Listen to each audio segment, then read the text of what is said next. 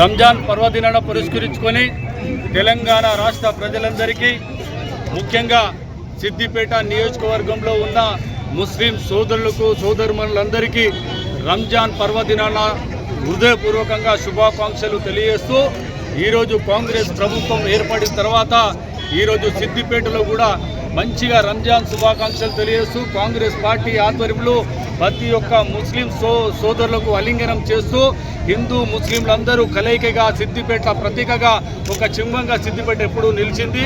మతాలకు అతీతంగా ఒక శాంతిని నెలకొల్పే విధంగా సిద్దిపేట ఎప్పుడూ ఈ ప్రపంచానికి దేశానికి దిక్సూచిగా నిలిచింది.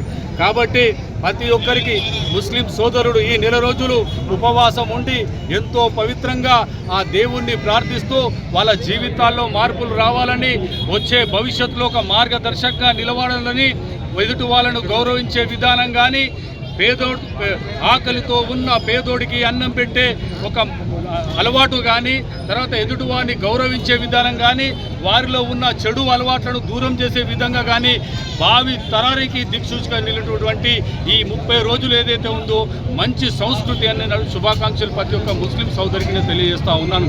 కాంగ్రెస్ ప్రభుత్వం ఏర్పడిన తర్వాత ముస్లిం సోదరులకు అన్ని ఏర్పాట్లతో ఈరోజు రంజాన్ వేడుకలు కూడా గతంలో ఎన్నడూ లేని విధంగా సిద్దిపేటలో ఈ మసీద్ దగ్గర అన్ని ఏర్పాట్లు పూర్తి చేసుకున్నా ఉన్నాం.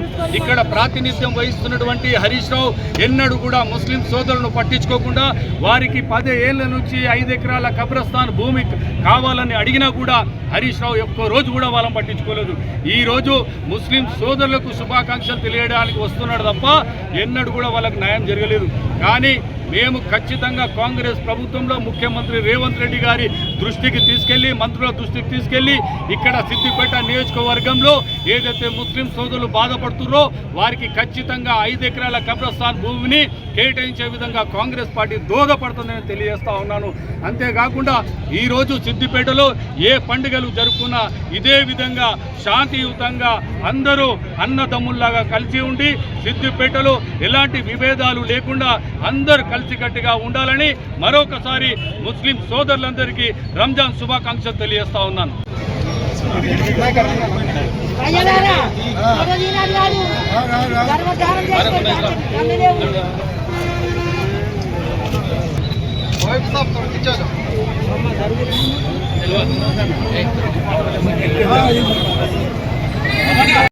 अव्वल की हिफाजत करते करते